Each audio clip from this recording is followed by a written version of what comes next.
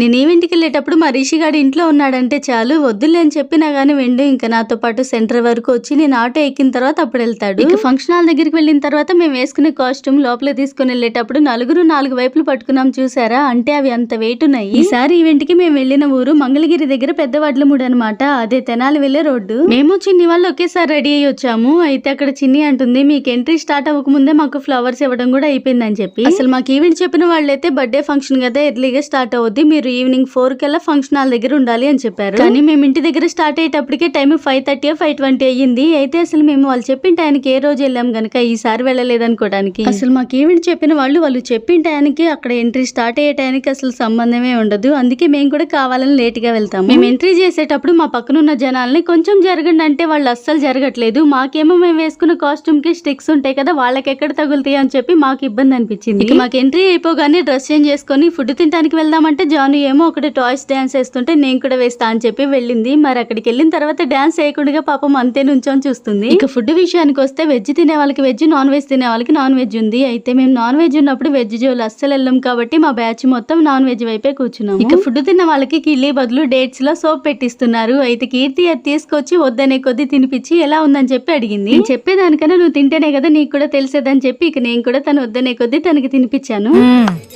సరిపోయారు ఇద్దరు. సర్లే కానీ వీడియో నచ్చితే ఒక లైక్ చేయండి, మర్చిపోవద్దు.